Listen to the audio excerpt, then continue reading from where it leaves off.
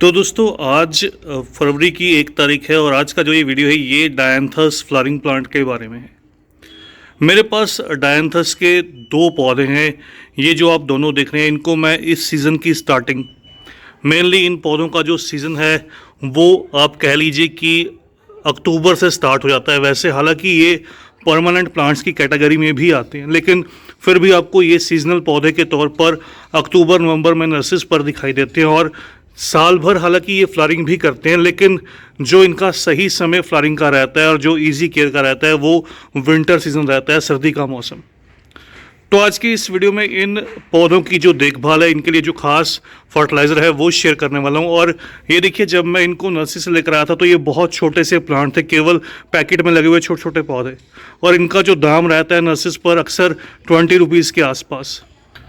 आज की इस वीडियो में शेयर करूंगा किस तरह से इन पौधों से हैवी फ्लावरिंग लेना चाहिए और कौन सा खाद फर्टिलाइज़र इनको फीड करना चाहिए। बहुत से केसेस में आप नोटिस करते हैं डायंथस के जो पौधे रहते हैं ये ड्राई होने लगते हैं, सूखने लगते हैं, तो इन पौधों को सूखने से कैसे बचाना चाहिए। डायंथस के पौधों की अच्छी ग्रोथ के लिए इन पौधों में सबसे ज़रूरी जो चीज़ रहती है इनकी मिट्टी तैयार करना। इनकी मिट्टी किस तरह से तैयार होगी ये जानना बहुत ज़रूरी है। अगर आपके पौधे की मिट्टी सही रहेगी, उसमें प्रॉपर जो नमी है वो होल्ड करेगी, तो आप समझ जाइए कि आपका जो पौधा है वो अच्छे से ग्रोथ करेगा। इस पौधे की जब मैंने मिट्टी तैयार की थी, इसके अंदर एक हिस्सा जो है वो मिट्टी, एक हिस्सा खाद, एक हिस्सा कोकोपीट और एक हिस्सा रेत या सैंड का इस्तेमाल किया था। डायंथस के पौधे में 2 तरह की जो वैरायटीज़ हैं वो कॉमन नर्सरीज पर दिखाई देती हैं। एक तो इसमें ये जो आप देख रहे हैं ये सिंगल फ्लावर वाली वैरायटी रहती है, इसके जो पैटर्न है वो सिंगल रहते हैं। एक इसकी डबल वैरायटी रहती है जिसको गुथा हुआ फूल आप कह सकते हैं, जिसका फ्लावर थोड़ा गुथा हुआ रहता है और बड़ा फ्लावर रहता है। तो 2 तरह की जो वैरायटीज़ हैं वो ईजिली अवेलेबल रहती हैं। इनको सीड से और कटिंग से ग्रो किया जाता है। सही मौसम सीड से ग्रो करने का रहता है जब सीज़न की शुरुआत होती है, अक्टूबर नवंबर की शुरुआत होती है। दूसरा, इनकी कटिंग को ग्रो करने का भी सही जो समय रहता है वो अक्टूबर से लेकर मार्च तक का लगा लीजिए। बहुत ज़्यादा सर्दी जब जनवरी के मौसम में पड़ती है तब 1 महीना आप छोड़ सकते हैं, बाकी समय पर इसकी जो कटिंग है वो ग्रो भी कर जाती हैं। जैसे मैंने आपको वीडियो की स्टार्टिंग में बताया कि ये जो पौधे रहते हैं दोस्तों ये परमानेंट प्लांट्स की तरह बिल्कुल ईजिली ग्रो कर जाते हैं। इनको सेव करने का जो सही तरीका रहता है, अगर आप किसी गर्म एरिया से भी हैं, जैसे कि हम गर्म एरिया से, हमारे यहाँ पर जो टेम्परेचर है वो गर्मी के मौसम में लगभग 45 डिग्री 43 46 के आसपास पहुँच जाता है, तो उस कंडीशन में इनको सुबह सुबह की धूप में प्लेस करना, जहाँ पर केवल सुबह की धूप मिले। और ख़ास जो ज़रूरी रहता है जब बरसात का मौसम रहता है, मानसून सीजन रहता है, तो इन पौधों को ज़्यादा पानी से बचाना, क्योंकि ये सर्दी पसंद पौधे रहते हैं। इनको हल्की सी नमी जो है वो मिट्टी में पसंद रहती है। अगर आप अभी भी देखेंगे तो हल्की सी जो नमी है वो मिट्टी में बनी हुई है। लगातार ज़्यादा पानी मिलने से इनमें जो प्रॉब्लम आती है वो आती है इनकी येलो लीव्स की, इनकी जो पत्तियाँ हैं वो पीली पड़ने लगती हैं। अगर आपके डायंथस के पौधे में भी पत्तियाँ पीली पड़ने लगी हैं और ज़रूरत से ज़्यादा आपको लगता है कि पौधे की जो मिट्टी है वो गीली रहने लगी है, ये देखिए अभी मेरे पौधे की अगर आप मिट्टी देखिएगा तो ये बस हल्की सी नमी है, अंदर की साइड में हल्की सी नमी, अदरवाइज़ ऊपर की साइड से जो मिट्टी है वो थोड़ी ड्राई नज़र आएगी, सूखी हुई मिट्टी नज़र आएगी। तो ज़्यादा नमी रहने से पत्तियाँ पीली होना, और दूसरा रीज़न रह सकता है कि इनके अंदर रूट रॉट का स्टार्टिंग होना। उस कंडीशन में सबसे पहला काम करना चाहिए इन पौधों को फंगीसाइड का अच्छे से स्प्रे और इनकी मिट्टी के अंदर फंगीसाइड को घोल कर डालना। 2 ग्राम 1 लीटर पानी में अच्छे जो फंगीसाइड रहते हैं, जो सिस्टेमिक फंगीसाइड जो रूट से और पत्तियों से दोनों तरह से वर्क करते हैं, तो उसका जो स्प्रे है वो कीजिए और मिट्टी में घोल कर भी उसको दे दीजिए।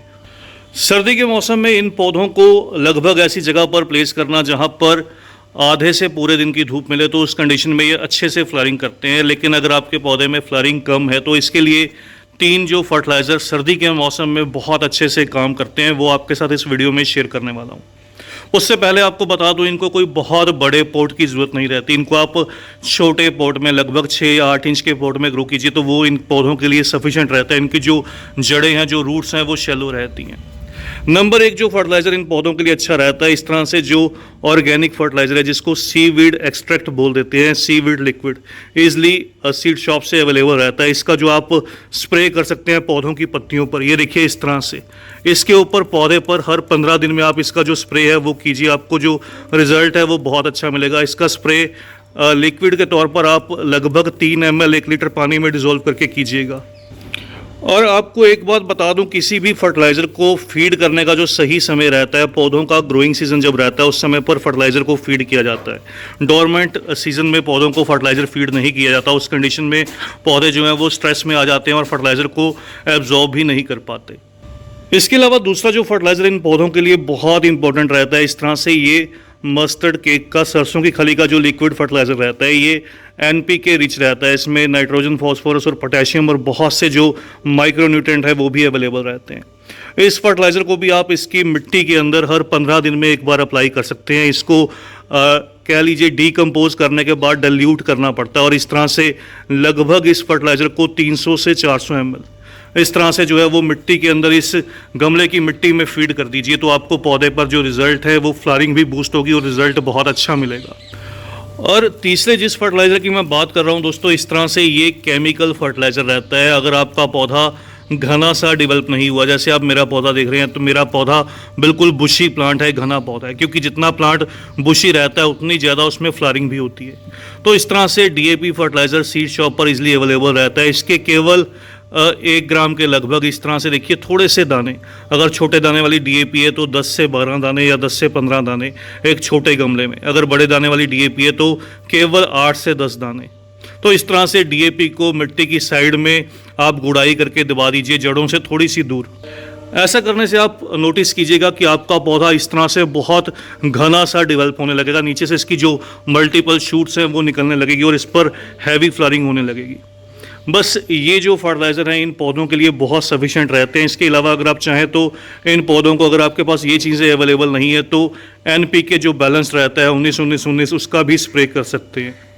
एक जो और काम इसके अलावा बहुत इंपॉर्टेंट रहता है, इस तरह से इनके जो फ्लावर्स हैं वो स्पेंट हो जाते हैं, तो उन फ्लावर्स के नीचे से जो पोड रहते हैं उनको रिमूव करना, उनको नीचे से जड़ों में से इस तरह से निकाल देना, नहीं तो यहाँ पर जो सीड्स हैं वो डेवलप होने लगते हैं और पौधा अपनी जो ग्रोथ है वो बंद कर देता है।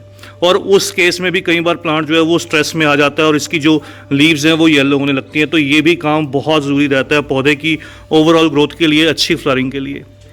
तो बस दोस्तों ये थी इस डायंथस पौधे की कंप्लीट इन्फॉर्मेशन। जल्द ही जैसे जैसे गर्मी का मौसम बढ़ने लगेगा, मैं इसकी किस तरह से इसको सेव किया जाता है गर्मी के मौसम में, उस वीडियोस को भी शेयर करूंगा।